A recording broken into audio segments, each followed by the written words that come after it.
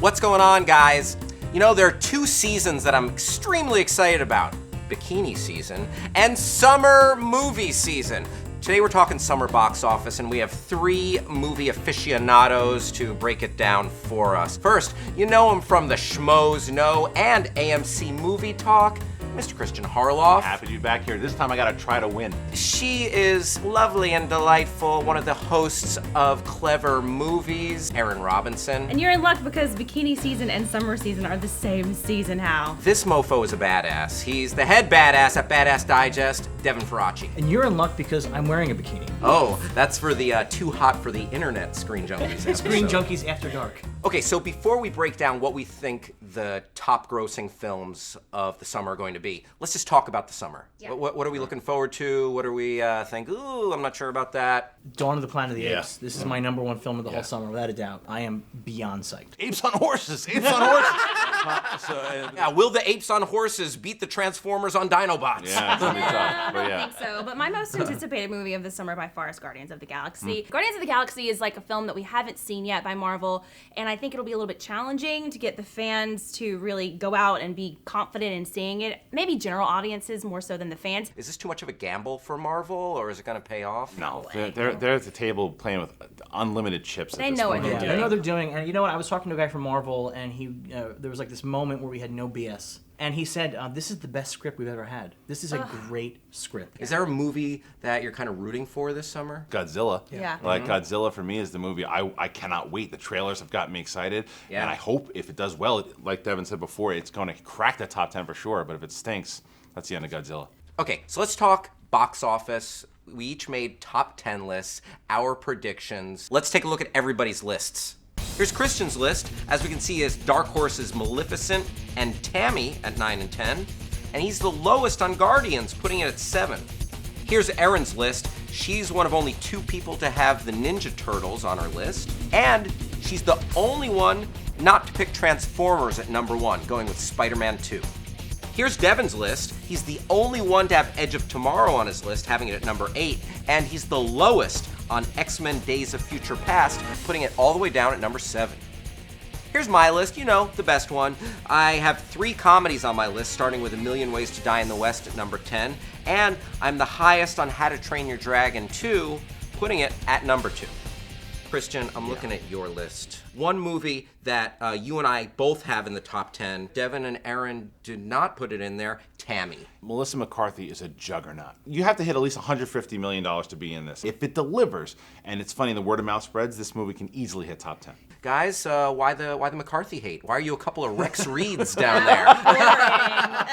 No, I love Melissa McCarthy. I thought The Heat was one of the best movies of the summer last year. I just don't think it'll be as big as some of my other contenders. It would make my top 15 for sure. There is a female audience that I think that often gets overlooked, and that's been the key to her success so far.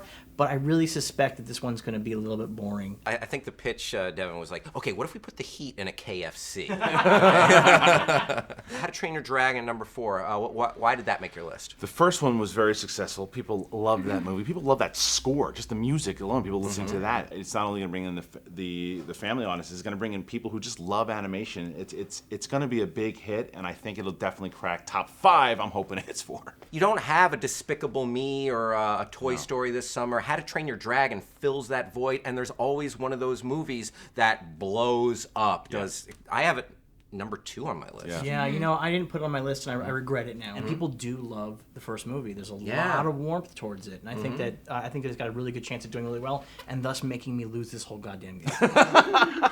And parents are going to want to get their kids out of the house, and there are only a few movies that they can do that this summer with, and this is going to be the one that they send their kids to. Son of a gun. Cool, let's take a look at Erin's list. I have to defend my Spider-Man as number 1. I made a prediction last year that if that I thought The Amazing Spider-Man 2 would be the highest grossing movie of the summer, and if I lost that bet, I would read a news story in a bikini. Please, take your dogs, take your friends, take your stuffed animals to see The Amazing Spider-Man 2. Counterpoint, do not see Amazing Spider-Man. Hence his favorite season of the year.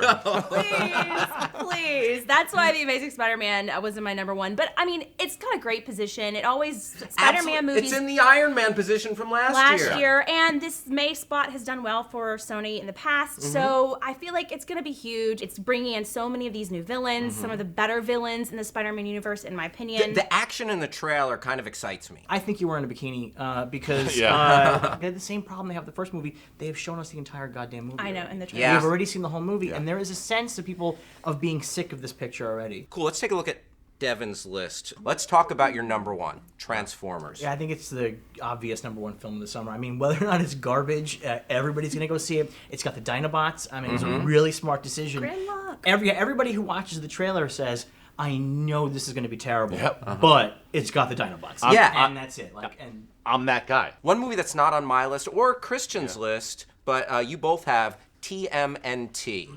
Talk to us about the Turtles. Okay, first of all, every single person who knows who the Ninja Turtles are going to go see this movie. Regardless of if Michael Bay produced it, regardless of what the trailers look like, we're going to go because it's a Teenage Mutant Ninja Turtle movie, and we love the Teenage Mutant Ninja Turtles. They're not making it for 30-somethings who Right. grew up on the cartoon. They're making it for 9-year-old kids right now. That is a strong demographic. A lot of the movies that are coming out this summer are harder edge or a little bit darker. This is going to be a movie that's going to have fun, wisecracking turtles in that mold. They're yelling cowabunga and stuff, and they're being silly, and it's going to be.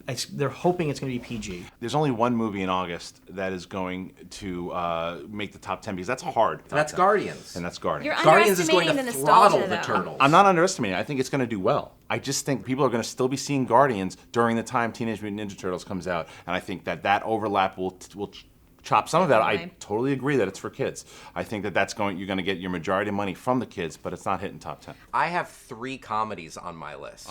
I have A Million Ways to Die in the West, which no one has. That's my number 10 movie. You know what comedy I missed that I think could sneak in there that I'm probably going to regret not putting in there is Neighbors. Neighbors could sneak in there. And what did you think? It's great. See? Really? That's all I hear. Right. That's all I It's hear. really funny. Yeah. It's really, you know what, and I mean, not to get like too lame, but it's really well structured, and Zac Efron is incredible. What? Really? Stop. I Zac believe that. Efron, I believe this that, is yeah. redefining his whole career. Yeah. Like, you will walk out of this movie and you will go, Zac Efron can act. Devin, let me throw it down to you. You have Guardians higher than anybody here. You have it number 2 on your list. Well, I'm bad at this game. So that's the first thing we have to specify. Even though we know nothing about Star Wars now, when it begins filming in May, we're going to begin getting stuff. And I think that Guardians is going to have that vibe that we love Exactly. about the original Star Wars. Yeah, it's got a Han Solo in it, And I practically. think we're going to go, you know what, I'm really getting excited about Star Wars again, and this movie is going to scratch that itch until next year. Okay, I'm going to throw this out to everybody.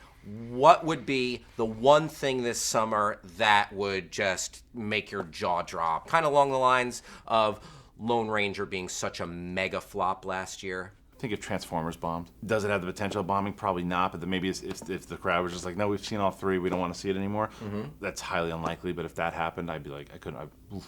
If Transformers bombs, it is sort of one of those things that's going to make everybody who works in the industry start trying to figure out, is this... Has the tide turned? Is everything different now? Lone Ranger made them think that a little bit too, because they were like, this is just how we do it. We make this movie, it isn't very good, but we're going to sell it to them, and they're going to eat it up. And then it did badly, and they were like, oh, wow, they're paying attention now. If X-Men Days of Future Past is bigger than what we think it is, if that becomes the biggest movie of the summer, I will be completely shocked. Guys, one thing's for certain. I really like talking about movies with you. We should do this more often. Yeah, totally. What did you think about our picks? Do you have a list that's more accurate than ours? Are you seeing into the future? Leave your list in the comments section below. Check out the rules in the description, and maybe you will win 2 Screen Junkies t-shirts. That's right, one for you, one for your dog, and you can walk them through the neighborhood, or just, you can wash your car with the other shirt. Whatever, you'll win 2 shirts. I want to thank my awesome panel. Christian Harloff, Aaron Robinson, Devin Faraci. You guys brought the pain. I want to thank you for bringing the pain and watching our show. Hit me up on Twitter. I'm Hal Rudnick. Bye-bye.